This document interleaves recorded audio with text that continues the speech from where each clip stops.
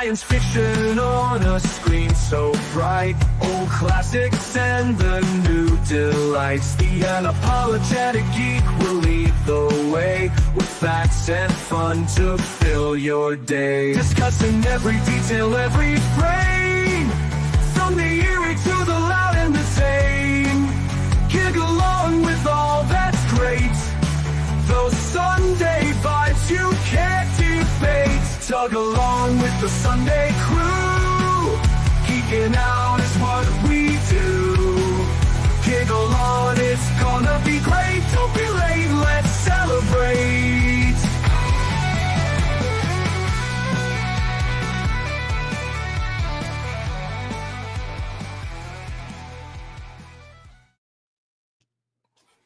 Hi.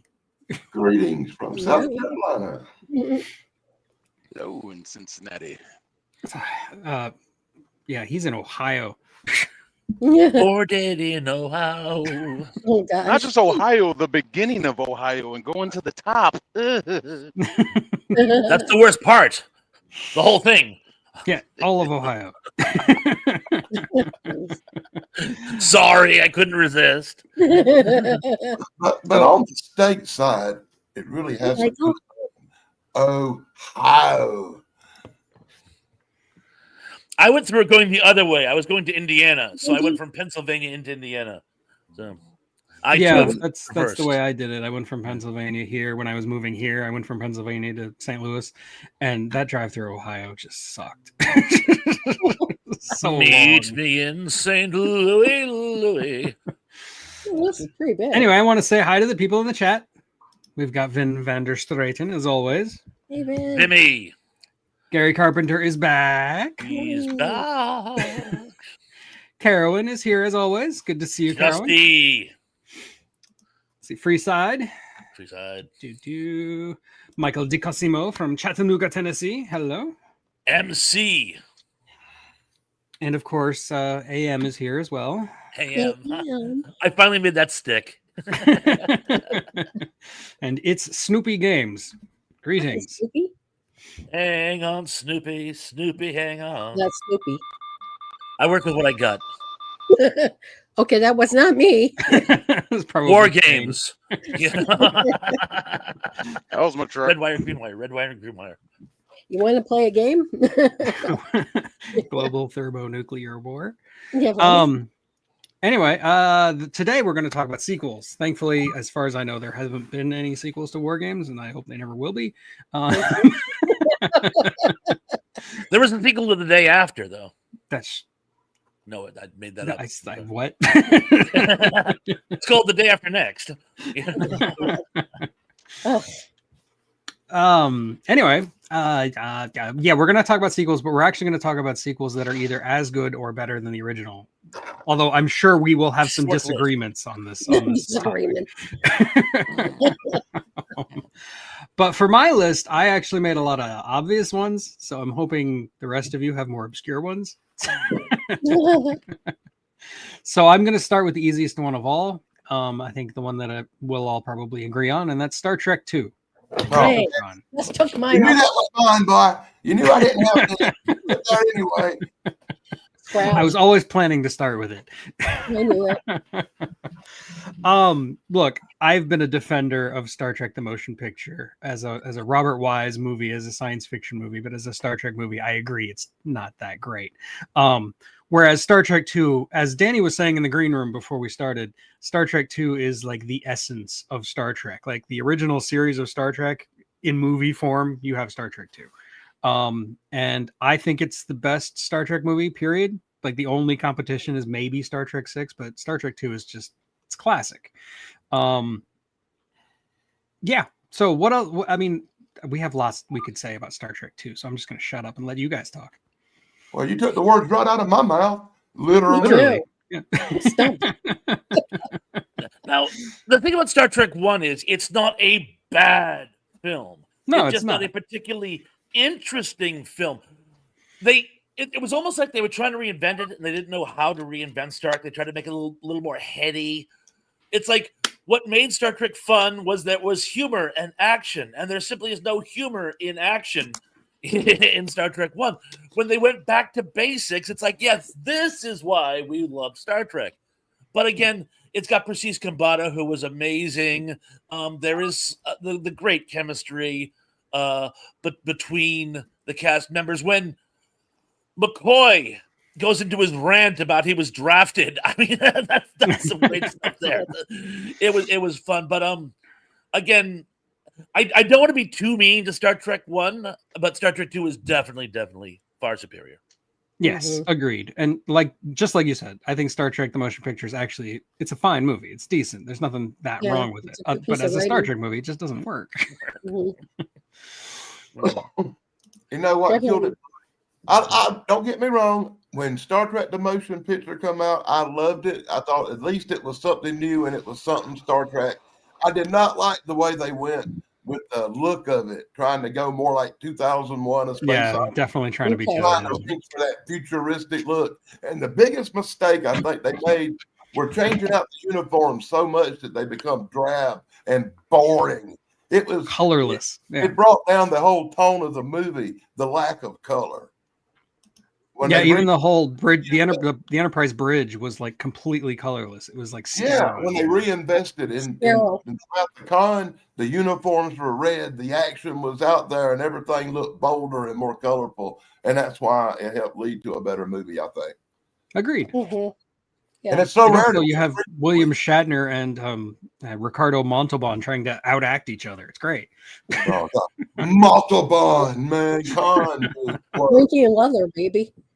But my favorite factoid about Ricardo Montalban, it's actually said right before he had played Khan in the series, he had hurt his back, and he manned through it, but he was actually in agony. That's why he didn't do a lot of like action. But when he swaggers, he has his hand on his side, like, you know, Puss in Boots or something very, very regal, very cavalier. And it was because he was in agony and he was trying to hold his spine together while he was walking. But he made it work. That became like an affectation of his character. Yes, exactly. It's amazing, and it shows how truly professional Montalban was. In the original script for Star Trek II, he and Kirk were supposed to have a sword fight, like an Errol Flynn like sword fight. But if you actually watch the movie, they're never in the same room together. They actually never met on set during the production of Star Trek II. Another thing real quick is Ricardo Montalban, if you notice in the movie, the dude is so jacked up for somebody. Yeah, that's not a fake chest piece. That's his real chest. I don't know. It's like Vince McMahon or something at 70, you know? You know, it's funny, like, they were doing this whole thing about it. It was an old SNL bit, "Kies Mas Machos," who was more badass. And it was like, and what they would do is they would take South American or Latino actors that like we kind of think of in more comedic roles and just how truly badass they are. Cesar Romero, if you see some of his earlier work, see exactly. But we think of him as the Joker. No, he was a heartthrob, and he was ripped. He was a really good-looking man. So it's just funny. He was a good-looking guy. He was. He played all those love interests, you know, in all those movies back in the day. But I would have loved to have seen a Errol Flynn, Tyrone Power-esque sword fight between the two of them. Frankly, though, I don't think Shatner would be very good with a sword. No, Ricardo Montalban would have like just mopped the floor with him just from looks alone. I love William Shatner. Don't get me wrong, Danny. I love William Shatner. He's great. Oh, love him to death. But come on, in a sword fight. I'm trying to put the sword down and try to do that like double-fisted punch. I know there's one out there. I just can't remember the movie, but there was a Shatner with a sword one time. I swear. Okay. I'll take your word for it. He fights with that battle axe in. Oh yeah. But that's on a sword. Or you can make that bomb out of the PVC pipe like he did with the Gorn. Yeah. I love the Gorn. Well, hair today, Gorn tomorrow. That's right. Doesn't like a reborn Gorn. I absolutely agree with that pick. I never got into Star Trek the show. And it was probably about 10 years ago. I'm just like, you know what? I'm going to sit down and watch these Star Trek movies. And I got to like The one where they brought in Patrick Stewart, whichever movie Yeah. that was. That was like 7, so you made it pretty far. Yeah, and I stopped. I think I stopped around Nemesis, and Well, I think that was the out of last one. all of that, yeah, Rafa Khan. I was just like, I really enjoyed that one. That's the most fun. I think it's the best one. Okay. In Yeah, 1962, an episode of a TV show called The Naked City, William Shatner used a sword in the episode called Without Stick or Sword. I told you I saw him use a sword before. He also in 2025 did an Instagram thing where he's training samurais. Apparently, he was also in a movie about Alexander the Great, and he had a sword fight, according to Indy. You know who else was in that movie, by the way? No idea. Adam West. Oh, nice. You had Shatner and Batman in the same show together. It's amazing the universe didn't collapse in on itself. Anyway, hi Brogu. How's it going? Okay, Danny. I know I stole one of your choices. Oh, one of them stole my star, bud. It's my I'm show. going to go with the horror movie because that's my specialty. Don't cry and for I'm going one to go with why I think Friday the 13th Part 2 is better than Friday the 13th Part 1. The original Friday the 13th is a masterpiece. The original Friday the 13th had Mom doing some killing. And you can't go wrong anytime Kevin Bacon gets wasted. True. But the Friday the 13th Part 2 was better because it introduced Jason as the killer and introduced the character that would go on to become multi-dimensional, multi-sequel, and provide more entertainment for the horror fans than any other character in horror movie history, with the possible exception of Michael Myers, who fell drastically downhill lately. Yeah, I do think Friday the 13th Part 2 is a better movie. Friday the 13th is just like a generic slasher, and that's what it was made to be, a generic slasher movie. Like that was from the ground up, that's what it was supposed to be.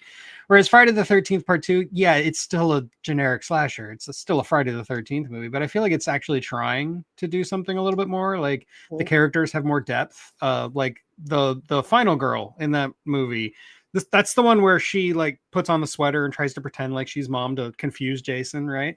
I thought she was, she was intelligent. She was like trying to use the tools at her disposal to defeat Jason. And you don't see that very often in any of the Friday the 13th movies. It's like her and the psychic girl from Part 7, and that's about it. Yeah, Friday the 13th Part 2, it set the template that the rest of the series follows. Sure, he didn't get his hockey mask yet, but still. Yeah. Actually, I will actually say, to me, the sequels get progressively better up until Part 4. I like 5. 4 too, but when it gets to 5 and 6 and 10 and 12, it goes a little bit out there. I know 5 was batshit, but I loved it. I don't know.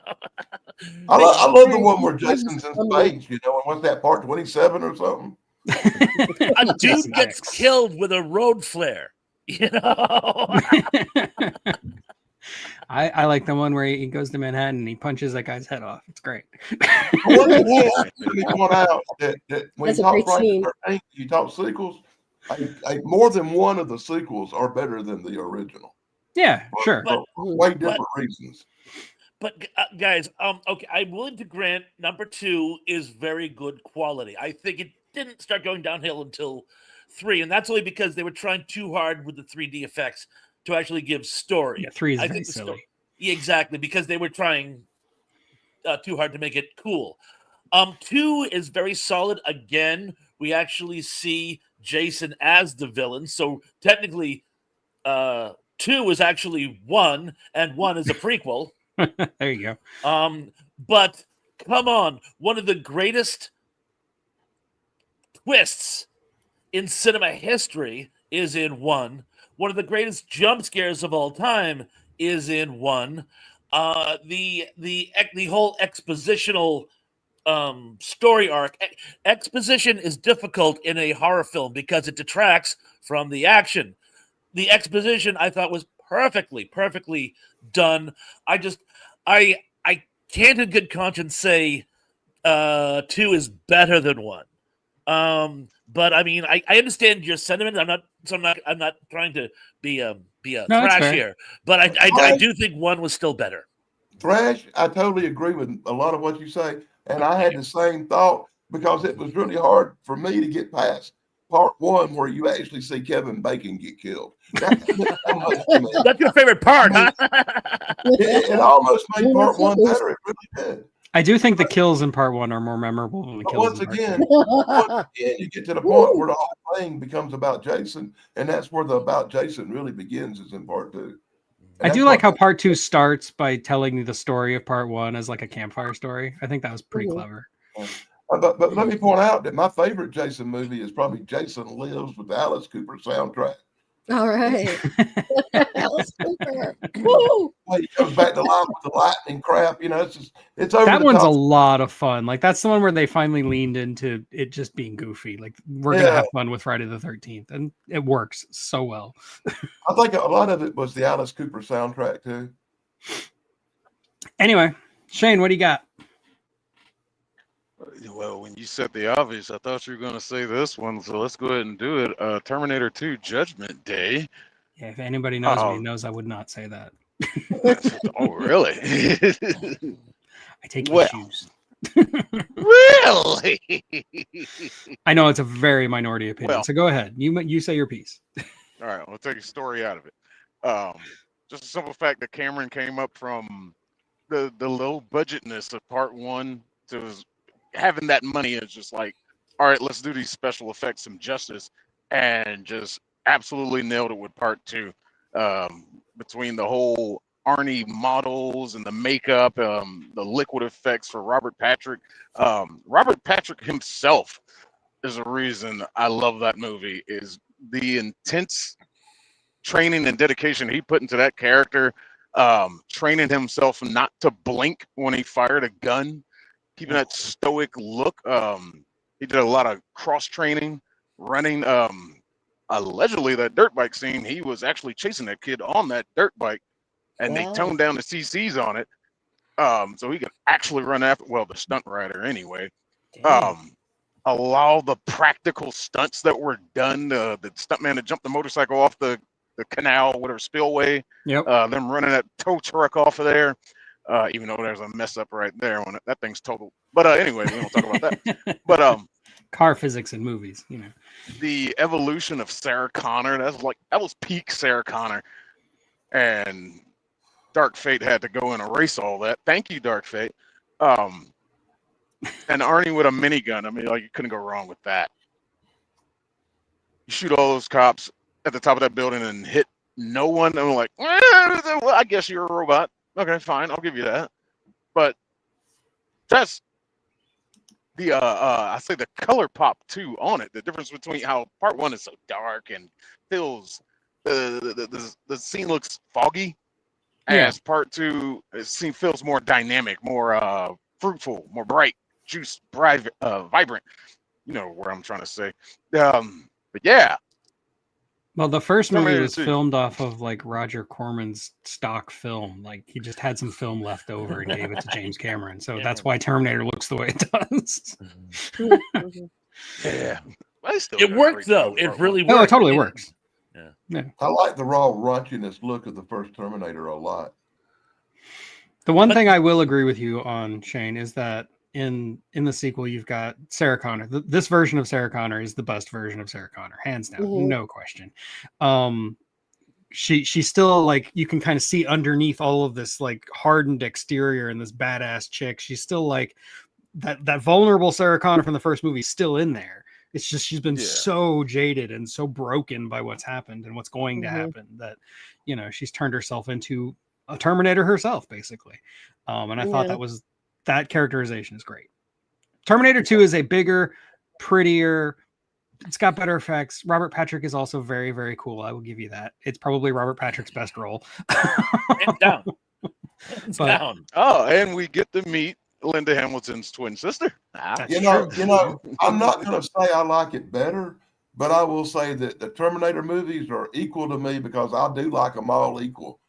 I can't I Can't cannot pick say one that. more than the other on them. I really can't. Ugh. Well, one thing is the scene, and Joe Morton is a hidden gem in the film. I thought he did an outstanding job in that film as well. The scene though where Sarah goes rogue and she breaks into his house to kill him, and he thinks it's just a robbery. And there's that scene where he says, "Do anything you want to me, just don't hurt the children." And it's like all of a sudden she was in Terminator mode, but she's still human, and she clicks back in, and it's just like. And Right. that scene is just so powerful and outstanding, and you don't expect something like that in a Cameron film. It just it in and of itself, I think gives it an extra edge. Also, one thing, the sequence where it shows the future wars between the humans and the Terminator forces, and it's so outstanding. There was talk of actually doing that as a movie. Unfortunately, it sort of degenerated into the Sarah Connor Chronicles and some references in the third movie. But they wanted to make a movie that was simply the Terminator Wars, and I wish they had, because that sequence was just. It I mean, ended up becoming a ride at Universal, didn't it? Yeah. The T2 ride was actually a lot of fun. I could say that movie was a lot more lavishly produced than the first one. It looked Well like, stated. of course, more money in the game too. No, The money. Now, remember, Reese had some really powerful scenes in the future in T1. There's that scene where they're in like the El Camino when he's firing the gun off the back end, and don't get me wrong, those are really good too. But the Terminator Wars segment in the second one, that just blew me away. Fair enough. Yep, my issues with Terminator 2 are more nitpicky writer issues. Like, I can't believe that they were written by the same person, because Terminator 2 is completely contradicting everything that Terminator 1 says is contradicted completely by Terminator 2, but we don't need to get into it. There's a whole Rick and Morty which makes fun of time travel oopsie-daisies. Most of them are from Terminator 2. But yeah, Terminator, like, it got even worse with Terminator. Like, some of the later Terminator sequels are just a joke. Terminator 2, I wrote a page of notes about this. I was watching it some years ago. I had to find it. When John and Arnold are underneath the truck fixing it, and John's talking to him about all that stuff, it was just like something he said there. It was like destroys everything. And it was just like, wait a minute. I can't remember exactly what it was, but it was something in that conversation as he's talking to Arnold. It was a midichlorian moment. And even thematically, the two movies are polar opposites. Like the theme of the first one is all about like accepting your lot in life, and the sequel is all about like you can do whatever you want. Fate's not what you make it. It's like those are the exact opposite themes. I don't know. I think you failing to take into consideration during the events of the first movie, their actions changed the future. No, it didn't. It couldn't have, because Kyle Reese came back in time to sire John Connor. So like it's a loop. Can't break that. It did change the rotation of what's going on in the future. That's why the other Terminators come back. If you think about it too hard, it doesn't make any sense, because if you can change the future, then like Terminator 1 couldn't have happened because it's a loop. Whereas if you can't change the future, then why are the Terminators going back in time to begin with? Well, it's funny. Going back to the person who started the whole thing, Harlan Ellison, there's a line in Soldier, which I have read several times. In fact, there's different versions. There's somewhere there's slightly more material than others, because, again, he ended up writing it as a teleplay. But one of the professors who befriends Quarlo says, I can't help but wonder if this whole peace movement that comes out of finding Quarlo is going to somehow trigger the global war. And it's like, ooh. The more you try to change the future, the more you set it exactly in the span it's going to be. So it's kind of a cop-out, but you have to remember Harlan was the one who came up with it in the first place. And someday I'll Harlan read will Paradox. not let you forget that, so it's okay. Every time we get stuck talking about these time travel things, for some reason, I sense a paradox. There's a paradox. Somewhere around here. I've got to read Paradox. Paradox. There's a paradox. Oh, it's on my bookshelf. I love the free plug. Thank you, Danny. That's why I keep you on the show. Think about that, I love the Danny. TV show, The Terminator: The Sarah Connor Chronicles. I thought it was way better than it had any right to be. I thought it was great. And Shirley Manson as a liquid Terminator. Come on. Mhm. Wait, you mean And Summer Summer- Glau? No, Summer Glau was a regular Terminator. Shirley Oh, I didn't Manson see was the the liquid Terminator from season 2. Oh, I didn't. Yeah, the show kind of went off the rails, so I kind of like fell out. I'm No, not as sure soon what as they happened bring to in it. Shirley Manson, it goes right back on the rails, man. Oh, It's really good. Well, we, Anyway. we could really do a whole show about Terminators. I've been threatening to do that one of these days. Just talk about Terminator. It's the Terminator show. We're going to do it all with Terminator comic books to spice things up. But as someone who likes to nitpick time travel and is very, very clear on time travel rules, Terminator is an endlessly frustrating franchise. Fair. Because it doesn't even follow its own rules. No, it doesn't. Even within it like their own doesn't. movies, they break them. But Star Trek did that too. True. Star Trek does that all the Doctor Who time. did it Yeah. too. One of the things I love about the Star Doctor Trek TV show is that Who. if they have a time travel episode, they can have like different rules for time travel for different episodes. Yeah. That's what I noticed about Doctor Who too. It's like we're not supposed to, like, according to I guess the doctor thing is you don't mess with what's are happening, so you're changing the trajectory of the year or the time period. Right. But somehow it does. It goes back on itself and its premise. It's like, well, okay, then you save these people. If the doctor saved people from the Daleks or Cybermen, guess what? That's a change of the way it probably would have regularly have gone down if he was not there. Most definitely. But I'll grant it's hard to set a story in a universe where like you can't change the future. Like that makes it very hard to craft a story where you're like you can't actually change the universe you've set the story in. So as somebody who has tackled with that problem, I understand it. Okay, so what do you got, Thrash? Oh, I'm up. Oh, cool. Yeah. I've been having fun just interjecting.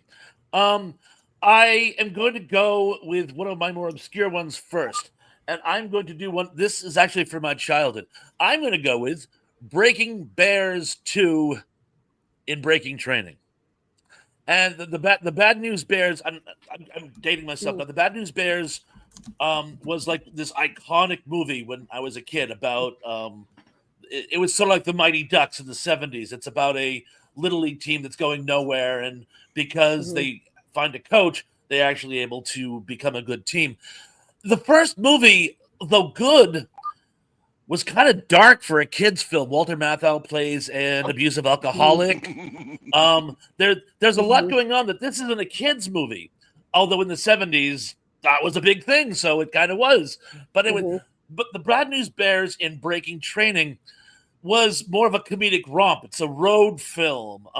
William Devane is far more approachable than Walter Matthau. Don't get me wrong, I love Walter Matthau, but Butterman was not a nice person. And it feels more like a kid's movie. So I remember my mother took me to see it when I was like 10 or 11. I forget. I was a kid, and but I remember saying that I liked it more than the original, even though it didn't have Tatum O'Neal. Yeah, not Tatum O'Neal. I thought it had Jodie Foster in it.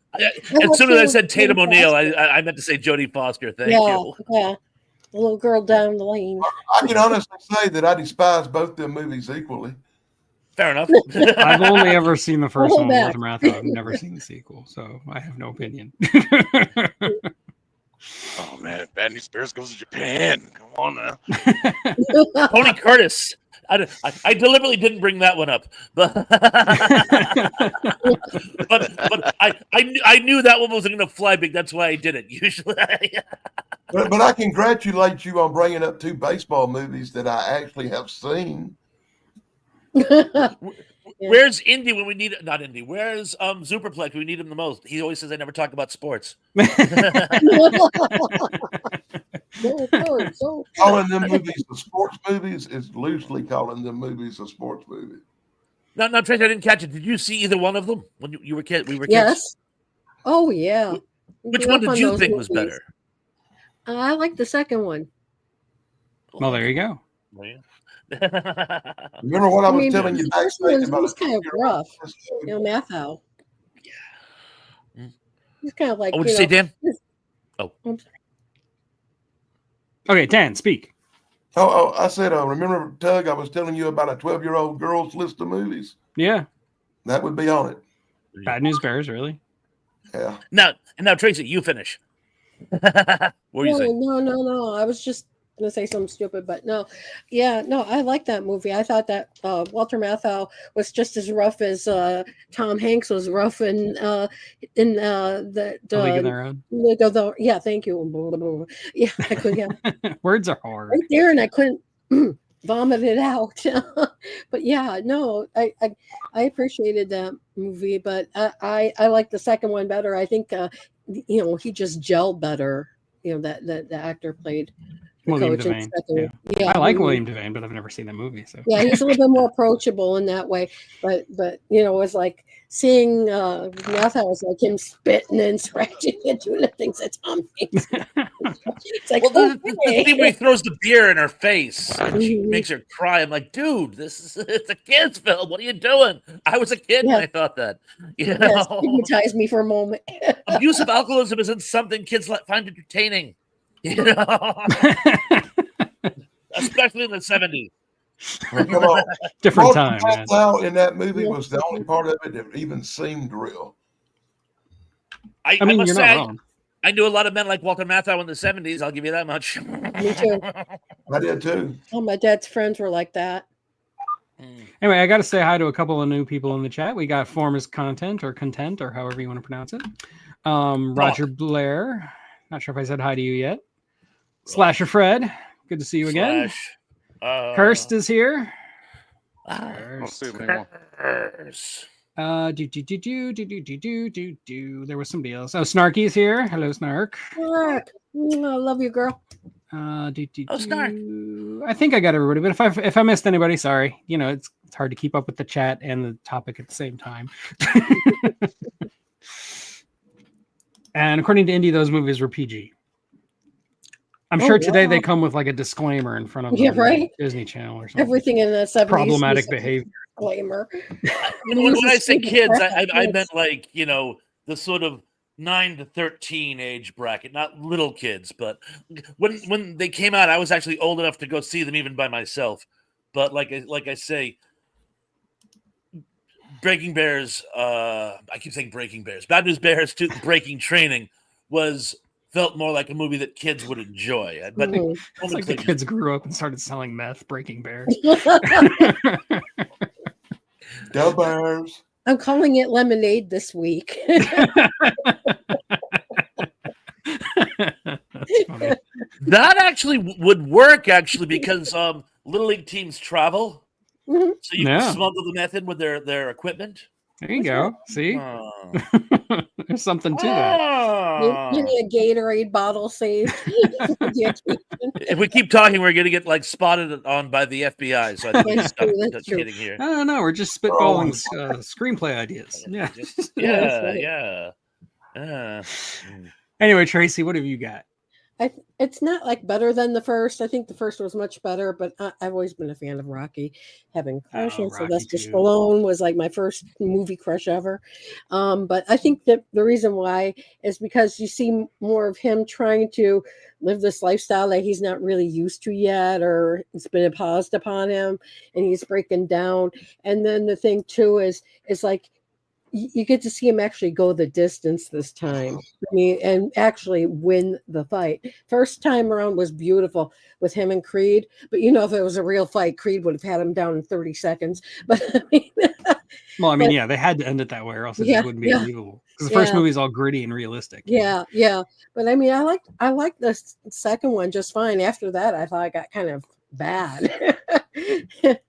I'm a fan of all the Rocky movies except 5. I even like the Creed movies. They're basically just soap operas for men. That's all they are. Yeah, but I like them too.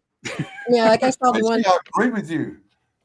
I agree with you. Any movie with Hulk Hogan in it is better than part 1.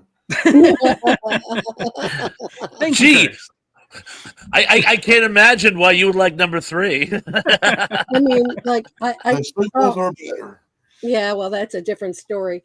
But I mean, I'm just saying, in general, I thought that stupid robot was unnecessary. Well, yeah, the robot was very dumb. I Yes. mean, where did this come from? It's like more. 3 is my favorite. Oh, It's like, what the hell was that? But I mean, I like the one where eventually you find out, spoiler alert, that Adrian passes, and that really broke me up, because at that time my mom had passed away in real life too. So it's like, oh, did that movie tear me up another? I mean, I was sitting there crying. But you wouldn't. I didn't expect her not to be in there. I love Talia Shire. I think she's one of the best actresses ever. Oh yeah, she's great. And she's in The Godfather and stuff too. Which I'm pretty sure we'll talk about.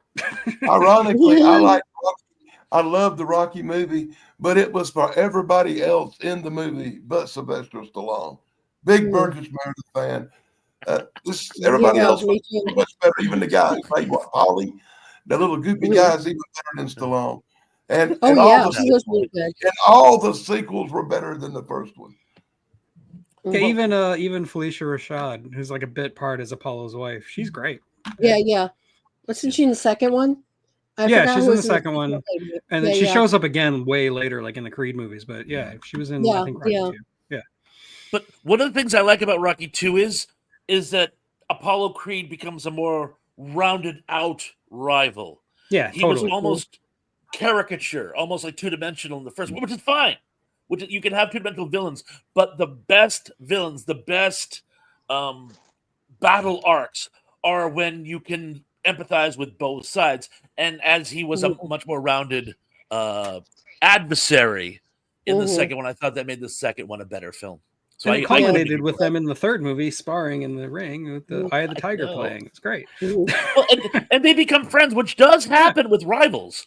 Awesome. Yeah, I noticed that. Yeah. Fraser, some of my best friends are former enemies. In fact, I think my enemies are better people than most of my friends. No offense. I don't know. I learned that lesson in elementary school. I got into a giant fight with this kid that I hated. I couldn't stand him. We fought over a girl. I don't even remember what happened to the girl, but we became best friends for like years. Oh, there you go. It's like me. I wasn't necessarily in with the in crowd per se in high school. I was more part of the artsy fartsy crowd myself, being punky and everything else. I was one of the weird one girl who was a part of the in crowd. She was a cheerleader. I never really liked her at all in high school, but all of a sudden we're really, really good Facebook friends, and we can't live without each other gossiping about this one or that. I mean, it's up into our hatred.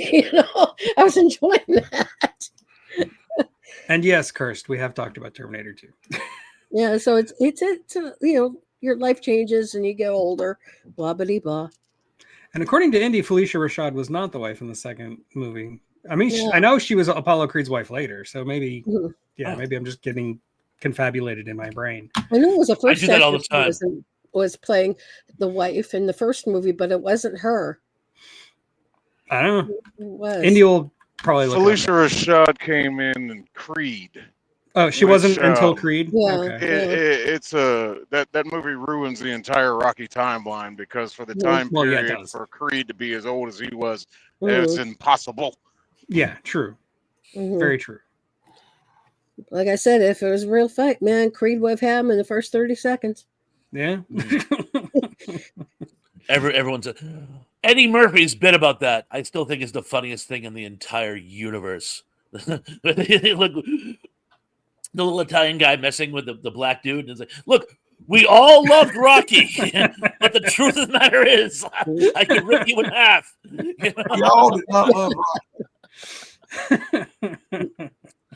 I just love that Eddie Murphy bit where the guy, he's trying to cut him some slack. Like, look, man, I understand. We all love Rocky, but sorry.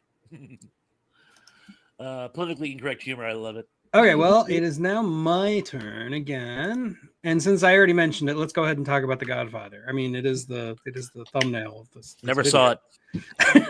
No, you never couldn't finish it. Don't do that to me. And of course, yeah, The Godfather Part 2 is great. I'm really talking about The Godfather Part 3 being one of the master classes of. No, I'm just kidding. Let's not say things we can't take back. I do actually believe The Godfather Part 2 is better than the original Godfather. No slight against the original Godfather. It is a classic piece of cinema and one of the greatest movies ever made. I just think Godfather 2 is a little bit better. You've got the whole arc with the brother. Why can't I think of his name? Fredo. Thank you, Fredo. Don't be That whole afraid. arc, you're breaking my heart, Fredo. And he, like, you're actually seeing the corruption of Michael Corleone becoming the Godfather. It's a great inverse hero's journey. I think it is, like I said, I just think it's a better movie overall than the first movie. So there you go. I can't say that because to me, I watched about 8 years ago. I sit and watched all the Godfather movies in one day, and now they all just seem to run together like one giant drama. I can't differentiate between part one and part two because it's like one long drama. There's something called the Godfather saga, which they took both of them, re-edited them chronologically, and removed footage, and it's a masterpiece. It's absolutely phenomenal. So I can certainly see that happening. Yeah, and like Vin says, you can see them as like three parts of the same story, just like Star Wars or Lord of the Rings. Yeah. Yeah. There's a fourth one. Exactly when. Yeah, I know. We don't need to talk about it. We don't talk about that one. Oh, Lord. I know. Well, let's face it, the two parallel timelines running along. I love story development like that, and De Niro was De Niro was great. amazing. Yes. As the young Don.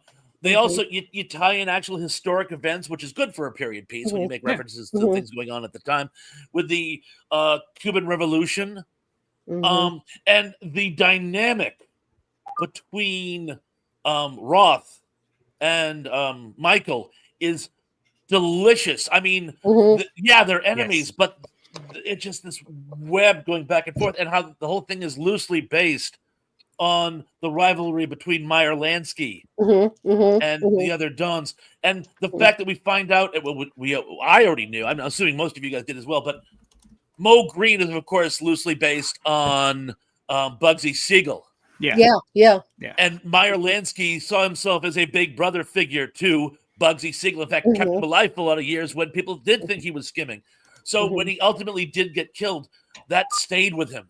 And the whole thing just kind of comes together. I think not only is 2 a nice independent work, but it's a love letter to the first and fleshes out all the things that we saw in the first. I can see that. It's one of the best movies ever made. Completely agreed. Yes. Yeah, I like that movie. And you were talking about that parallel storylines. With you're watching the corruption of Michael Corleone at the same time you're watching the corruption of Don Corleone, with Robert De Niro. And yeah, like you can kind of compare and contrast their, like I was saying, inverse hero's journey. And I just I love that stuff. You know, as the film nerd in me just geeks out over that. Yeah, so that's much. good stuff. Yeah, I like how it shows the progression. And how he became, well, it starts out, first of all, he's just trying to stay straight. He just can't seem to keep a job because corrupt people are ruining his life. But then he meets Tessio and Clemenza, and they bring him in. They're a couple of petty hoods who basically did a favor. And he gets caught up and then becomes their bosses, not through intimidation, but through doing favors. Remember, he says, always remember I did this favor for you. Yeah. And that's what puts him in charge of the triumvirate with Tessio and Clemenza. In fact, that's the only thing that really bummed me out about the second one is they were supposed to have Clemenza, but he was doing a TV show at the time and was unavailable. And that's why they brought in, he was a fine actor, the guy who plays, not Rosario, but the guy who actually did a bunch of other gangster movies and stuff. He was great. But I really wish they had Clemenza for part 2. They were supposed to. Well, it's kind of like, I think if they had actually managed to get Robert Duvall to reprise his role in part 3, it would have made part 3 so much better. Yeah, you know, put him in there and get rid of Sofia Coppola, and I think the movie would have been great. Oh yeah. I mean, say it for what it is, you know. I mean, nepotism is a thing. Yeah, I know. Yeah, and she did turn out to be a good director. She's just director, horrible actress. She's a good director. One of the worst actresses to ever live. Yeah. That's some stiff competition there, There lad. are some stiff competitions, I agree, but Wow. Dayton, Ohio. Ohio. Ohio. Shane is still in Ohio. Okay, Dan. Denton. Oh, sorry. What else you got? Me? Yeah, you. You see, I'm torn because if I don't bring up this movie, somebody else will. But I really want to do this one because of personal reasons. So I'm going to go with my number one choice here. And people are going to disagree with me. But I like the movie Tremors 2 a lot better than I like Tremors 1. I'm a big fan of the Tremors movies. I like them all. Everybody on the panel probably hates them all. But I like all the Tremors movies. But part 2 is a lot better than part 1 for one main reason. You know what that is, right? No Kevin Bacon. Good. All That's the the reason it's not sequels as good. are better than part 1 because Kevin Bacon is not in them. So they automatically move up the ladder to being better. Of course, Isn't my that the same favorite way you one feel is probably part 4, I think. The old West one where they go back in time. The Road to retro Perfection. Yeah. Yeah. Back to Perfection, where it's back in time, and that's probably my favorite of the bunch. I Sounds think they you get got the progressively same feelings stupid. towards him, Kevin Bacon, as you do Patrick Swayze. I think you're a fan of the movie Kevin Bacon Sleepers. because total God. disloyalty to the horror movie film. Sleepers is a great movie that I never ever want to see again. It's so painful to watch, but Kevin Bacon plays such a horrible person. he I is figured Dan so would love it evil. for no other reason alone. Kevin Bacon's actually a great villain when he plays one. Like there's one where he's like a Whitewater Rapids and he's like a scout leader, but he's like he's one of those things we can't say on YouTube. Yeah. Oh yeah, I forgot that. I like any movie that Kevin Bacon does not survive being in. Oh man. Did he insult your family or something? You hate him more than I hate Mel Gibson. You know, it's like Oh my gosh. She made me go to the theater 36 times to see Footloose.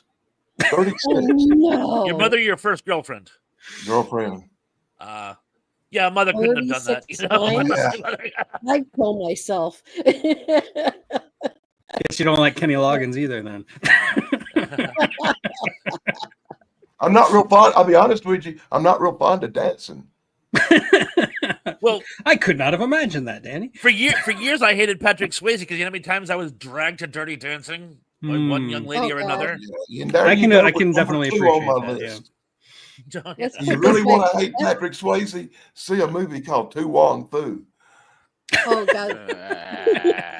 Oh, I can tell you one thing. I thought you were going to bring up the time travel movie. What was it called? Donnie Darko, that one?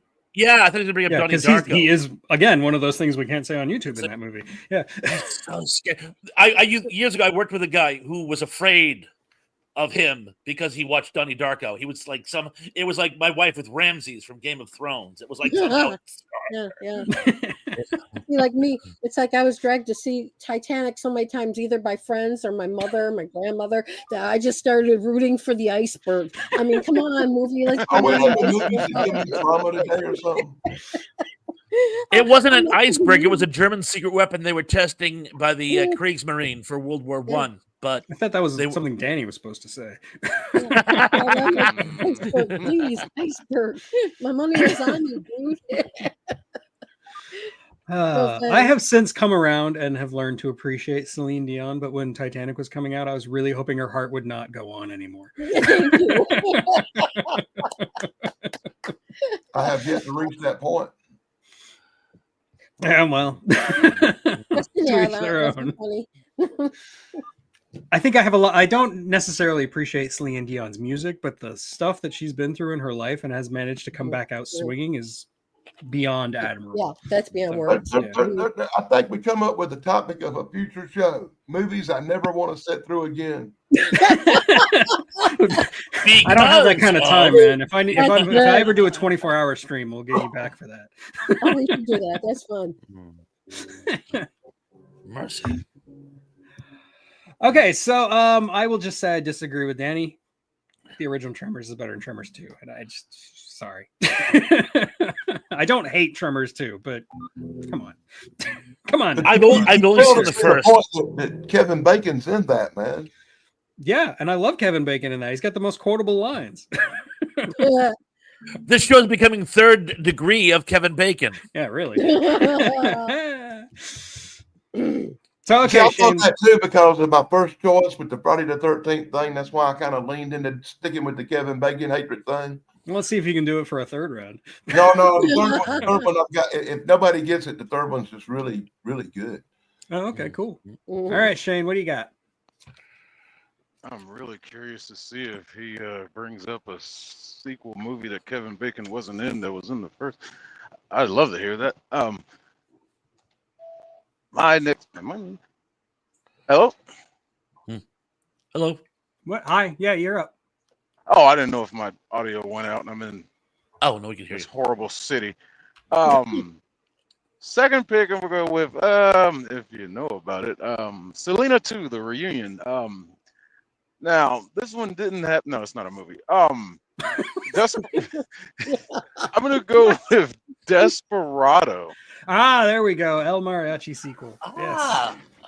It is so hard to find that movie El Mariachi. When I finally found it and watched it, I was just like, really? Because I didn't know that was the first movie in that whole trilogy. And El Mariachi is it's more comical. Yeah. And it's Robert Rodriguez himself doing this. And he stepped back for Desperado to become one of the brothers and let Antonio Banderas takes the lead. And just the more serious tone that was going on in Desperado, and they connected the storylines. It was like, okay, I see what you did there. The gunfights, I mean, undeniable gunfights. We get a one of the first roles of Danny Trejo. If I remember correctly, he was in it. He was like just supposed to be like an advisor for the Mexican gangsters or whatever on set. And he was just standing off to the side, and they were trying to get the guy that was supposed to play the knife thrower. They were trying to get his tattoos right, and it was like, no, I wanted to look more like that guy. And they pointed at Danny, and they went over to him, and it was just like, how would you like? You ever done any acting? Da da da. He was like, a little bit.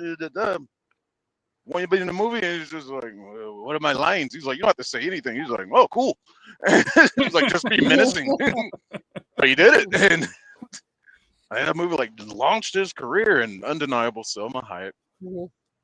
Yep, as Indy points out. That's all I gotta say. Yeah, Selma Hayek. Selma Hayek. Two of the best things about that movie. And that guy, I can't think of his name, but the guy that plays Bucho, the villain, his brother. I've seen everything I've seen that guy in. I love him, and yeah, Desperado is my pick. So, yeah, I love Desperado, and I remember when I first saw El Mariachi, I'd seen Desperado first, just like you, and then I had to track down El Mariachi to see it.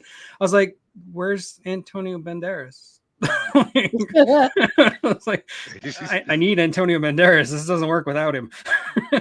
This is goofy and stupid. I love Desperado. Oh, and how can I forget the guitar case full of weapons? The guitar case. Yeah. That's like the whole shtick. And Cheech Marin. Cheech, and, of course. And I have to say, I love that movie because it gave me my first founding hatred for Quentin Tarantino. The man can direct. He can come up with some stories, but when it comes to acting, he needs to go sit down somewhere and stay sitting there. Stay away from the camera. He cannot act. Nope. I don't think he can direct either, but that's just me.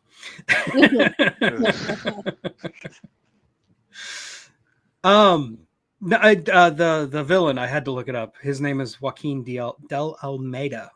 He's played the same basic villain in like 50 different movies. Yeah. He was like the first villain in 24 as well. I mean, he's great. I love him. He's fantastic. Yeah. I used to watch 24. And the sequel, 48. No, there is a sequel. Wait, no, he wasn't the first villain. The first villain was Dennis Hopper. He was a villain in like season 2 or 3 or something. But yeah, he was Dennis one of the Hopper's best villains. Dennis Hopper's the villain in real life. Yes.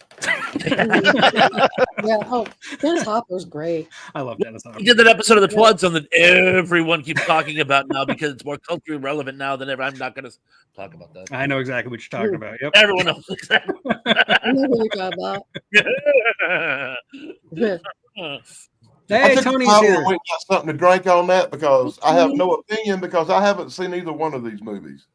I don't. I try to avoid westerns at all costs. You'll love my next pick then. If the cowboy movie hadn't got Clint Eastwood, a Bone Tommy Hawk, or some cowboys and aliens, I probably ain't watching it. We're probably okay then. Well, it's not a western, so it's okay. Desperado is also a unique movie in which Antonio Banderas is actually playing a Spaniard. Hey, what about Zorro? Oh yeah, it's true. Yeah, Zorro. yeah. Right. But the funny thing is, he's not from Mexico. He's from Spain, not from Mexico. You know what I'm saying? Oh yeah, okay. Yeah, I know, Tony. I was watching. I was rooting for you, but Spliffy just killed it. Spliffy was He so did. good last night. Yeah. You did outstandingly well, actually. But yeah, no. Even I had to vote for Spliffy. He was just nailed it. Okay, so what have you got, Thrash? What's your next pick? Oh, yeah. Well, funny you should ask. And this is actually, I have to do this in tandem because it's an actual franchise, but I am going to start with it's a few dollars more, in my opinion, is better than a fistful of dollars. Of course it is. Now, I absolutely love A Fistful of Dollars as an adaptation of a Kurosawa flick. Great. But the chemistry between Lee Van Cleef and Clint Eastwood is palpable.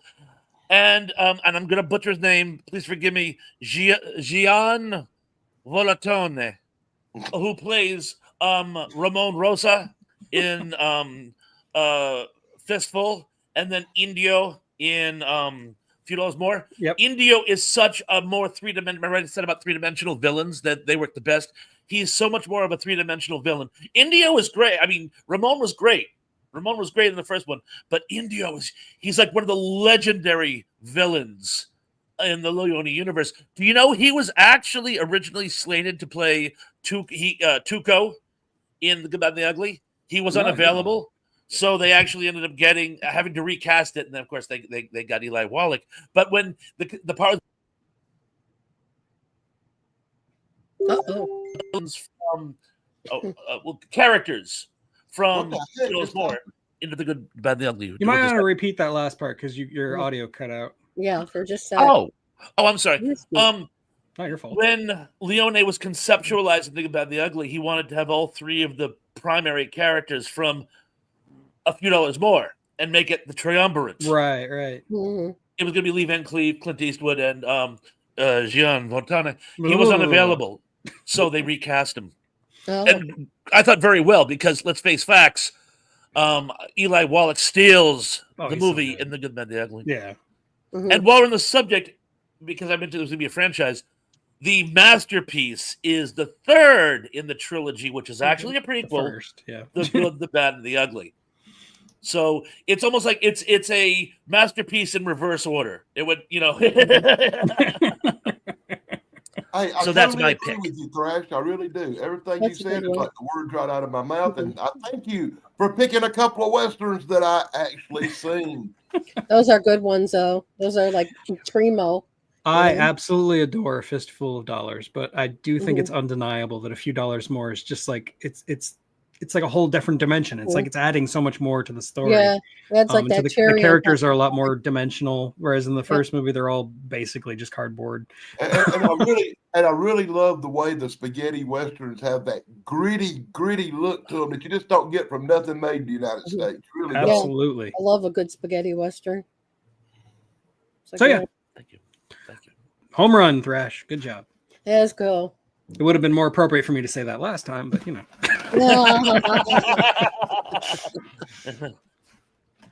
Okay, Tracy, so now it's your turn. Okay. Basically, I like any of the Batman movies with the exception of Michael Keaton playing Batman. I like, or Michael. Yeah. Wasn't he like the first? Yeah, he was the first. I really did not like him playing Batman. I thought like Val Kilmer or someone was a lot better or somebody like that. What? Yeah, I'm not. You're blowing our minds, Tracy. Well, I can't help it. I just think Michael Keaton was better in, like, a movie like one where he was in with Shelley Long and the Fonz. I can't think of the name of Night Shift. Night Shift. Yeah. Yeah, he was better in that movie, but I never pegged him for being any kind of like superhero, like, ever. Okay.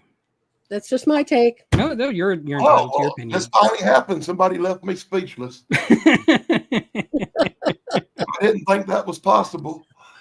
I honestly thought you were going to try to say the second one with Keaton was better than the first. No, anti-Keaton, both ways. Because some people like the Danny DeVito Penguin better than the Jack Nicholson Joker. My list. Well, I do too, but you can't have both in the. So you're going right past all the Keatons, because I would have agreed with you with the second one. Maybe at least you would have a valid argument, but I'm sorry, Tracy. I love you, but I can't go with Val Kilmer over Keaton. I know. Well, I mean, like, I'm saying anybody else besides Keaton. Keaton just is more of a comedic actor than a superhero to me. He just comes off like, like a Robin Williams type. I never think of him in the same vein as being like, a superhero like Christopher Reeves or George Reeves. Batman has this long history with camp. Like, Adam West was not. I love Adam West. Come on.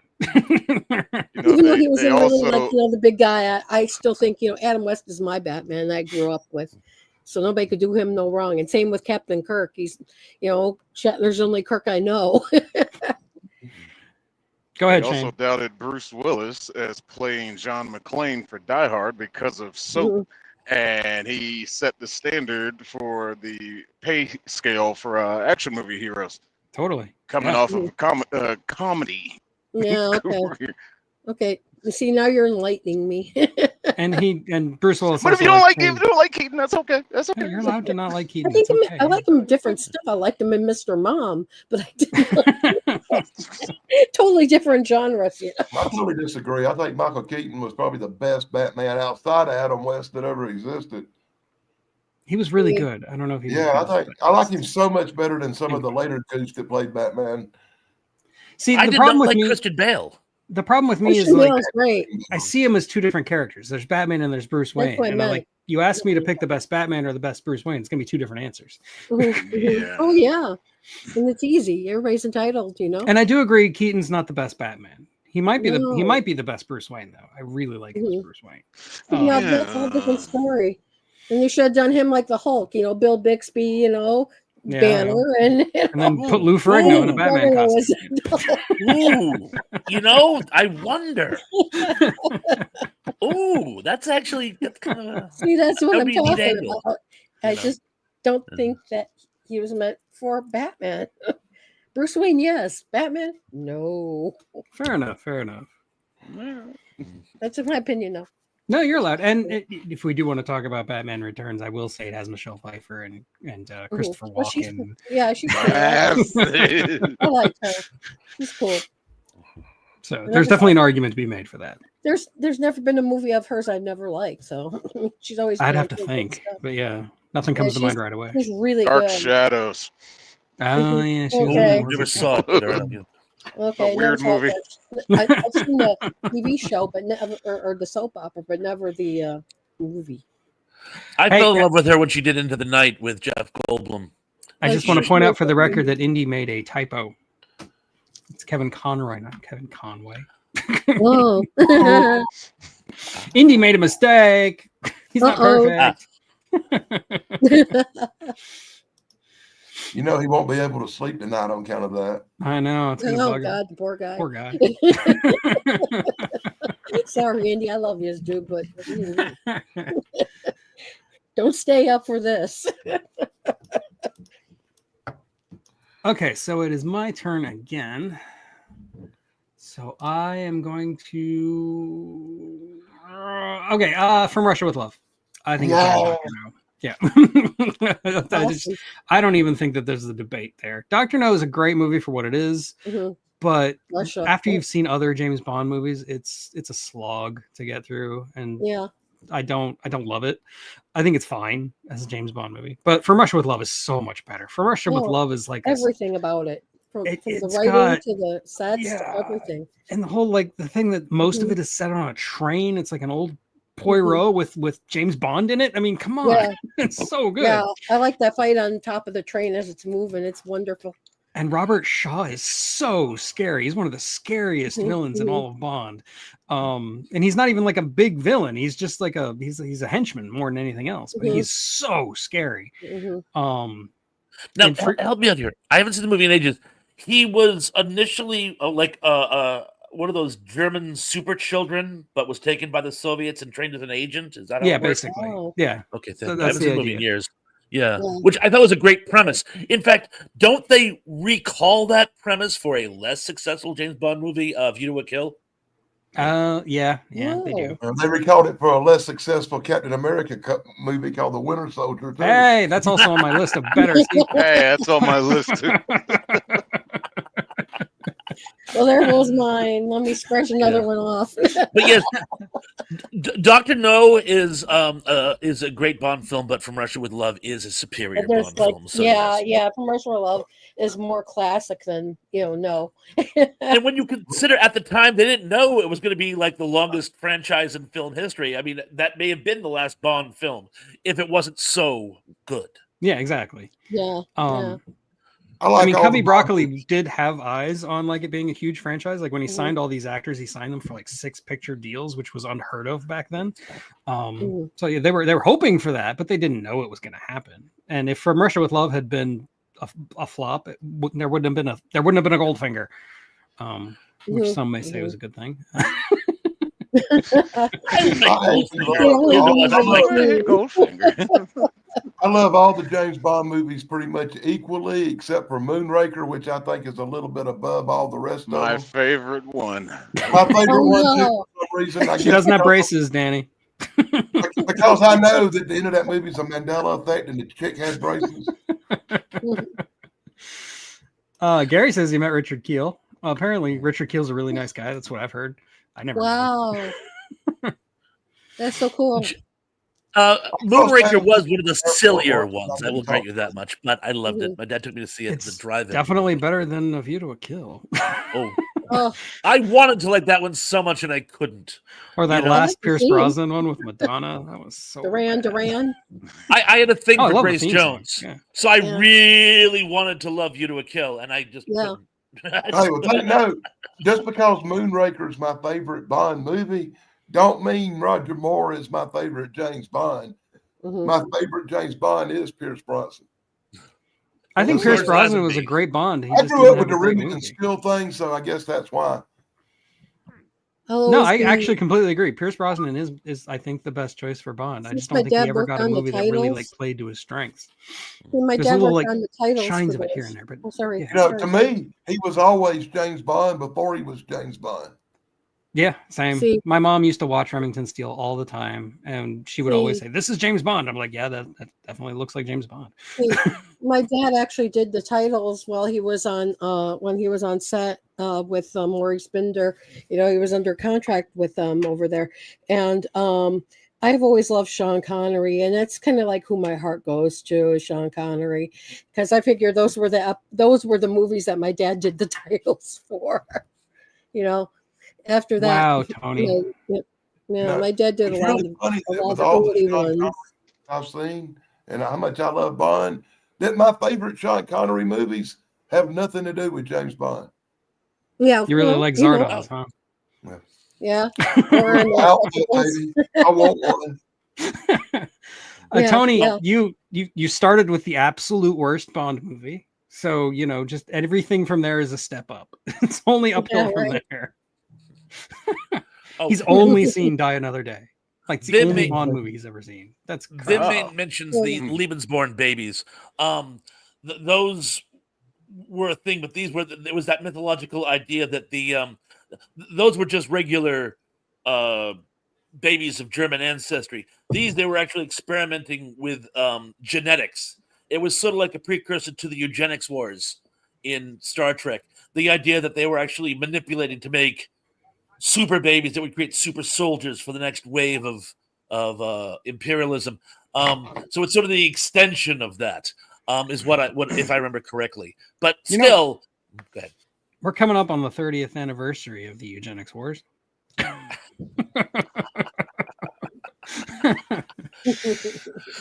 When the Star Trek experience in Vegas was still open, they mentioned that. They actually talk about how there's 2 parallel timelines and they blame Q for some reason, but that's why the eugenic wars were in the 90s and we are not.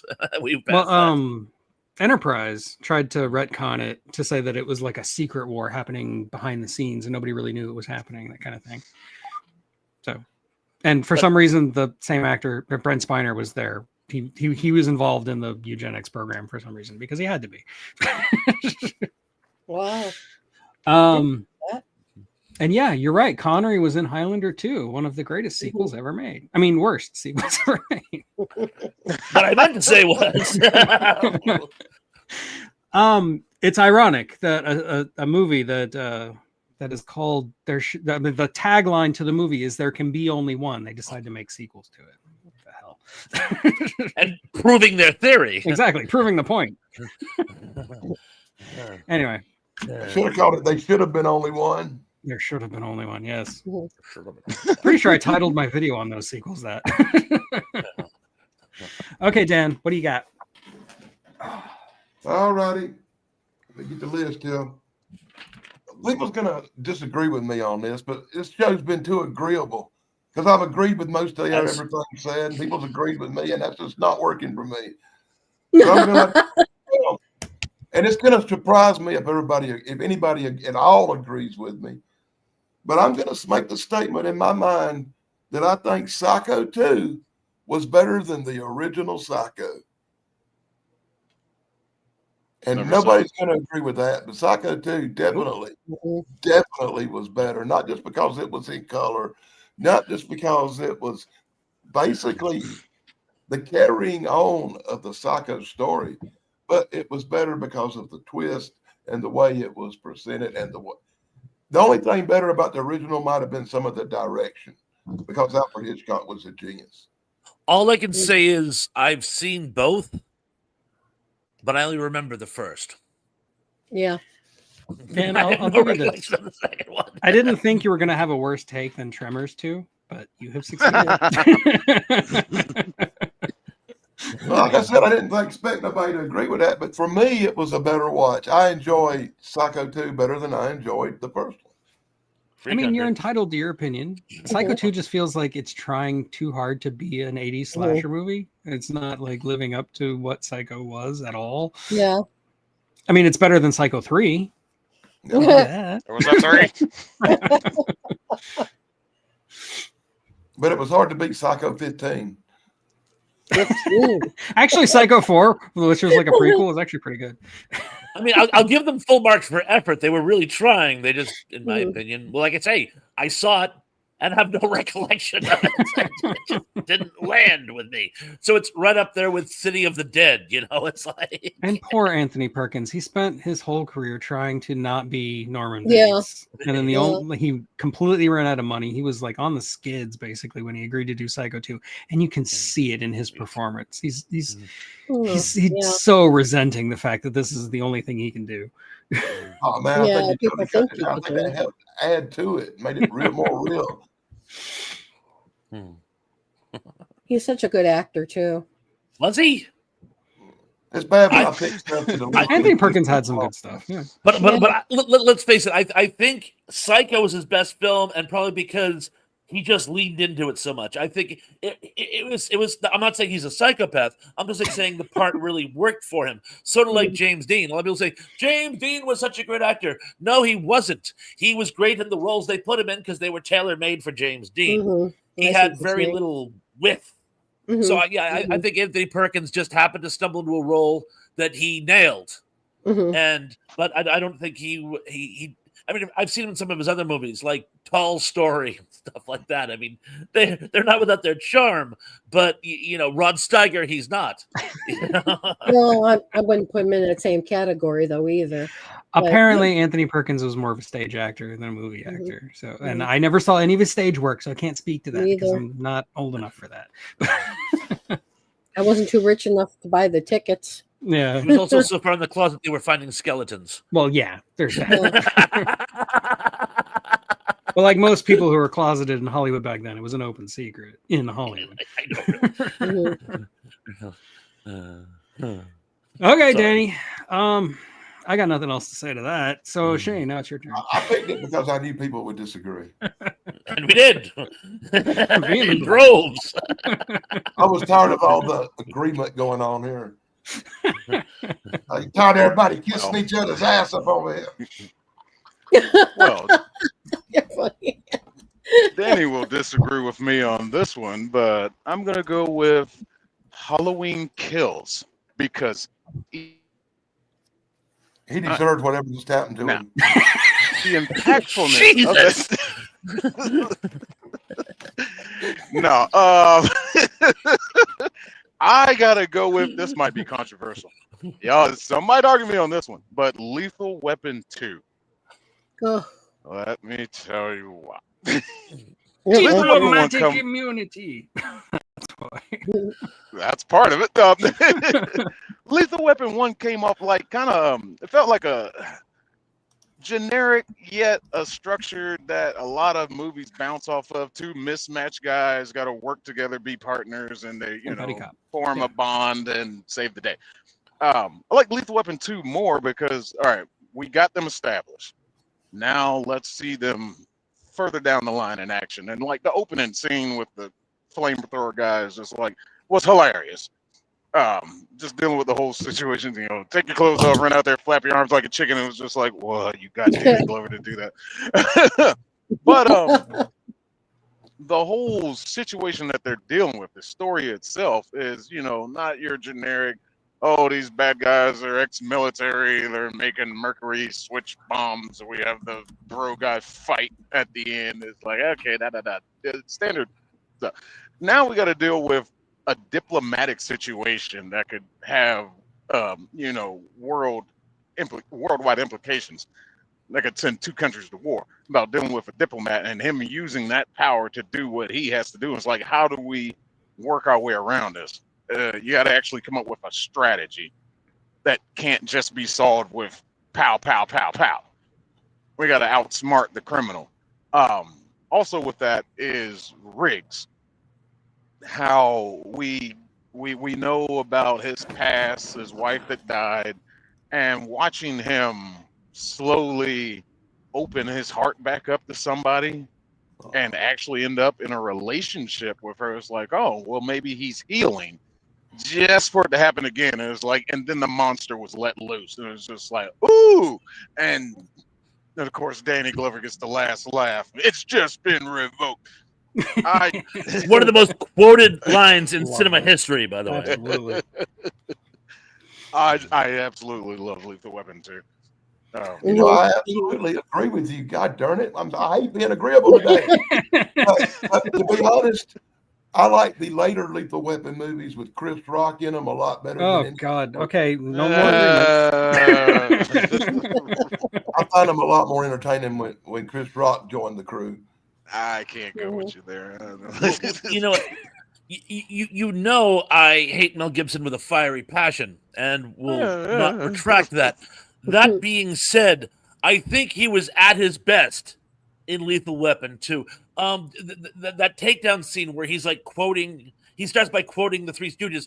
By the way, he's considered one of the leading experts in the world on the Three Stooges, by the way, if there is such a thing. Him and Michael Chiklis, by the way, who ended up playing Curly in the made-for-TV movie about the their backstories. Yeah, he plays Curly and is outstanding in it. But yeah, Mel Gibson really encapsulates the spirit of the Three Stooges, and he starts with doing the Three Stooges and then goes into a fight routine, and it's like really hardcore. I thought he did a very nice job in the movie.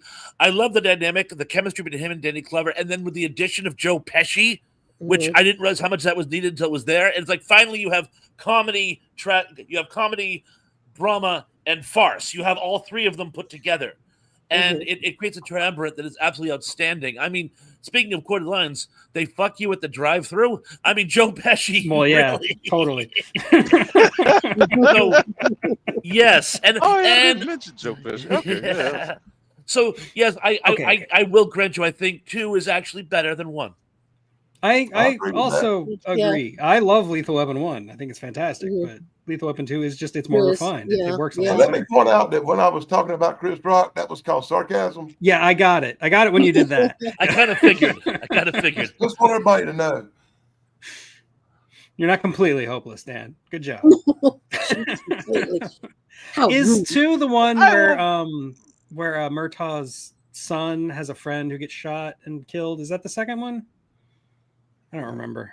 They all run together in my head. They kind of do. No, that was part 1 because he was standing on the bridge when he got the phone call on his car cellular phone. That, if I remember correctly, I think that happened in part 1. Yeah, I can't remember honestly. Now I got to watch them all again. Well, I'll watch the first 3. Won't watch the 4th one. I'll give Chris Rock one credit for part 4 is when he's in the car with Danny and Mel, and Pesci pulls up. He's like, oh, what did this perp do? And he just goes off on him. He's like, oh, I'm just a black man in the back of a police car. You assume I'm a criminal, and that just goes off of him. And just the whole, look at this badge, look at this gun. He's like, hey, calm down. I love that scene. The rest of that movie can. Her boyfriend is wasted in part 1. Okay. Well, it was part 1. No, Yeah. Thank I you. forgot that too. Joe Cousin Oliver Pesci. The kid is shot in the 3rd one, according to Indy. Whatever. It It happens in all of the Oliver. movies. Wow. Poor Robbie Wrist. I know, right? Poor guy. Although could have been worse. Could have been number 7 from Married with Children. 7. Yes. He stopped acting altogether. He did. I think he Of works the at a 2 Walmart 7s now. that were on TV back then, he was definitely the worst. Yeah. Career never had a chance. The bomb on the toilet, that's the 3rd one. I remember that one because they filmed it at Orlando City Hall, which is really close to where I lived at the time. No they blew up way. the old Orlando City Hall for that. Anyway. Hmm. Lethal Weapon 2, good choice. I do completely agree. And Thrash is right. I quote Lethal Weapon 2 so much. Especially at the drive-thru.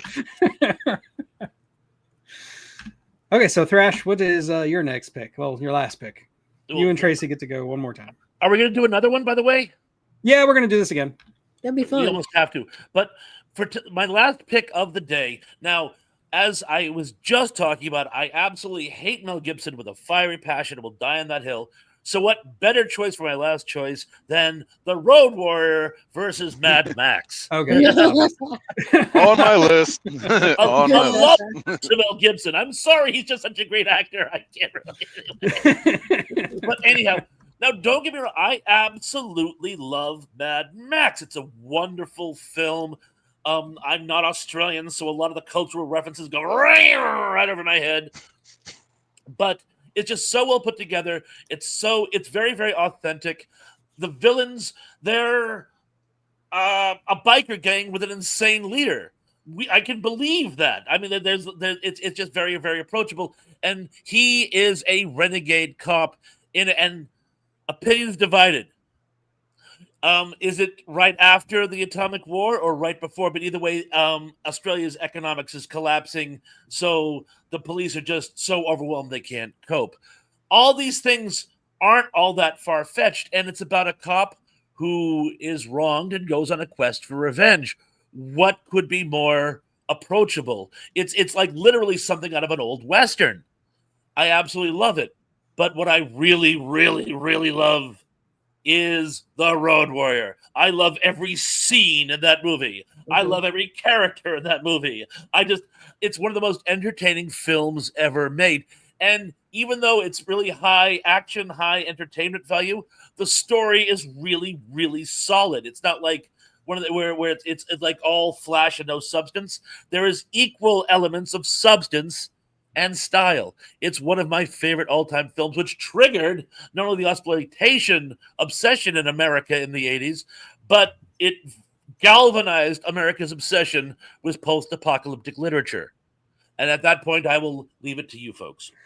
No, I mean, I think it's hard to argue that Road Warrior isn't far superior to the original Mad Max. And like you, I do appreciate the original Mad Max, but it's kind of clunky because it was made by a first-time director who, had like $10 to his name.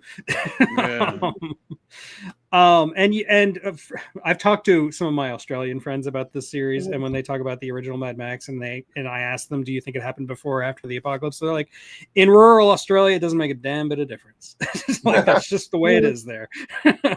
Yeah, Badlands. Yeah, I mean, I absolutely agree. Yeah. How can you disagree? Well, all the vehicles, just this time period, we're slapping stuff together to make a vehicle and using them to go into battle with. The whole deception plot with the tanker, mainly Max getting a shred of humanity back. Like he's having to like grow claws way back. Yeah. Yeah, we left him. He disheveled man who got his revenge, but still lost his family, and like coming to the Road Warriors, just like he's gonna stay away from all attachments. Comes across these people and it's just like, ooh, attachment. I'm gonna help you people. He could have easily turned around and said no, and bugged off, but he decided to help these people. It's like, okay, maybe this is my purpose, and he did it for him, and success. Took out a whole gang, an army, if you will, single-handedly. It's just like, right. And the dog. Well, the kid with the boomerang helped. Yeah. Oh, boomerang kick. Yeah. I'll catch it.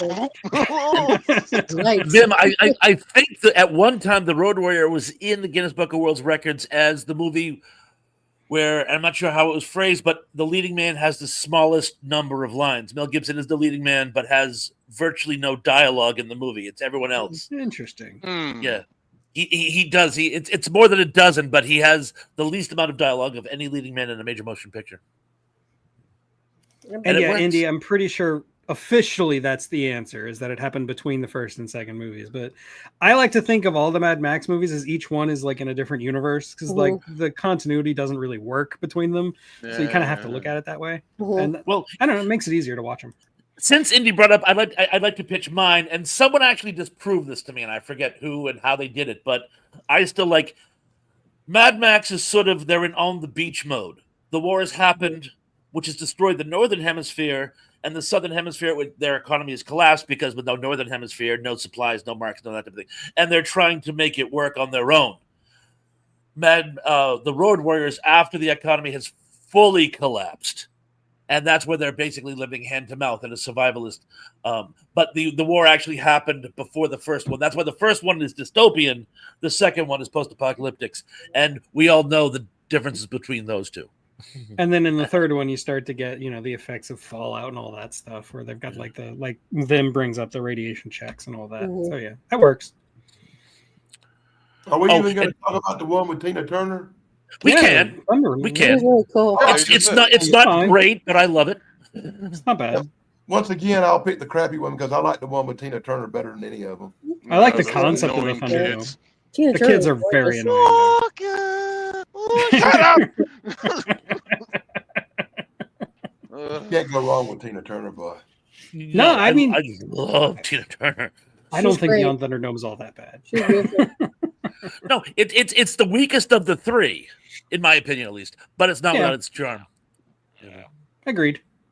I think the Gyro Captain is so underutilized because the Gyro Captain is so great in the second one, and then he's like bookended in the third. Yeah, and I'm like, agreed. how can you not utilize him more? He was a really interesting character, right? Yeah.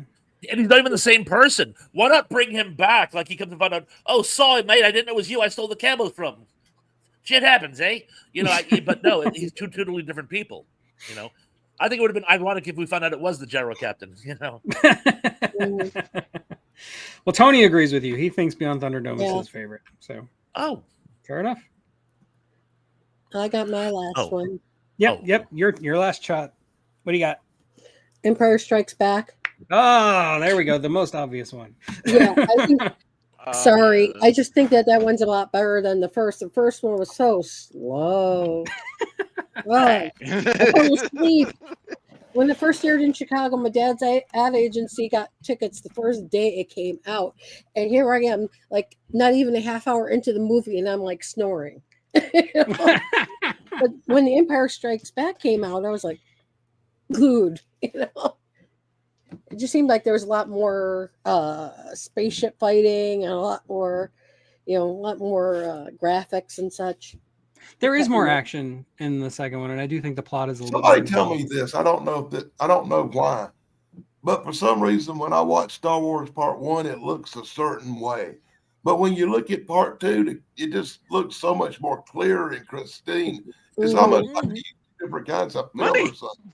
Yeah, it was the same thing. It was Funny. George Lucas was using cheaper stock because American Zoetrope at the time, which Lucasfilm was like a branch of at that point, didn't have a whole ton of money. Like all their money they made from the Godfather movies. That's it. That's all the money they had. And he didn't even take a salary. He just said, also, just give me a cut. The original Star Wars was directed by George Lucas, who was like an indie filmmaker. He didn't really care about things like film stock. Whereas the sequel was directed by Irvin Kershner, who was a professional Hollywood guy. So that's why it looks a lot cleaner. Awesome. So those are some answers to your questions. I really didn't know that. But I don't know about Kershner. I always thought Empire looked better and come off as a more professional movie. Agreed, because it was. Well, not to mention Lucas and Cameron and many others, and it's not wrong, but when you're making a movie and all you're doing is cobbling the best bits of other movies, you can only do so much. I mean, Star Wars is basically the Hidden Fortress meets Dan Busters if it was set in space, right? Yeah. Whereas The Empire Strikes Back is actually a story that was written as a story. It's a true hero's journey with betrayal and plot twists. And spoiler, we find out that Darth Vader is actually Anakin Skywalker. What? The tense moment of is Harrison Ford gonna return for the third movie? Let's put him on ice. And thankfully it steers us away from the incestuous subplot. Thank you, Shane. Elephant in the room. But yes, on every single level, Empire Strikes. Now, don't get me wrong. I love Star Wars as a kid. I still do, but Empire is definitely better. I did recently watch all three of them with my son, Me too. and the second one is easily the best. It's really hard to say otherwise. Now show him the sequels. Why ruin his day? Oh. No, we've been looking for somebody. I know a couple people that have done this experiment. They showed their kids the original, and they liked it. Then they showed them the sequels, and it's just like, ugh. And they liked the originals. Then they showed them the prequels, and they'd be like, okay. And like, which ones did you like the best? And it was like the first ones. Which ones you hate the most? The Disney. You're like, really? Every kid is like. I did show him Rogue One, but I didn't show him any of the other sequels because Rogue One's the only good one. Yeah. I after the second trilogy, I couldn't get my heart started. I must confess, I never saw any of the Disney ones. I'm sorry. I don't need to get into it. Don't. Oh, I saw that pieces of crap that came later, boy. I like how the fan base was completely divided on like The Last Jedi. Like there were some who thought it was like the greatest movie ever, and there were some who thought it was the worst movie ever. And then Rise of Skywalker came out and united the fan base. They all agreed it was terrible. but Tracy, before history rolls over it, outstanding choice, possibly the best of the day. Yes, possibly the best of the day. Yeah, I mean that's was on my list.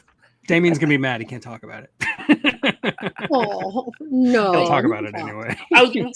We've brought things back up before, and we'll again. Totally so I like hearing other people's takes on things.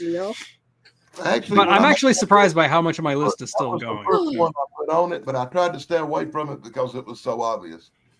I've actually got a couple more obvious ones on here that I'm surprised we haven't brought up, but we'll get to that next time. Me too. I haven't even talked about my absolute favorite sequel yet. So ooh. Can't wait for that sizzle one. for next week. So Anyway, I wasn't really sure if I was going to have one next week because of Thanksgiving weekend, but I've conferred with the family. We figured out what our plans are. I can totally do it next week. Like, I got no other plans on Sunday, so we will be back.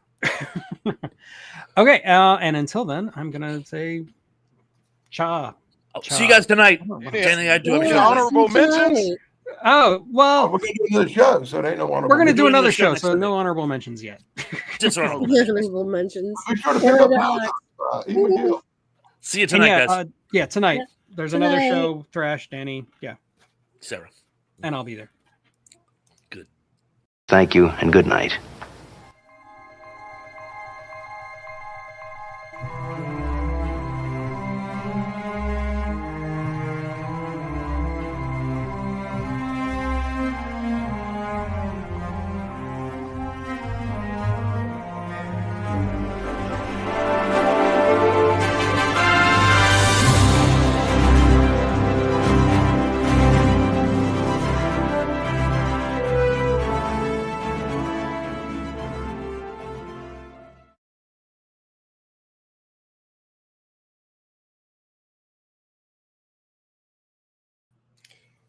Hey guys.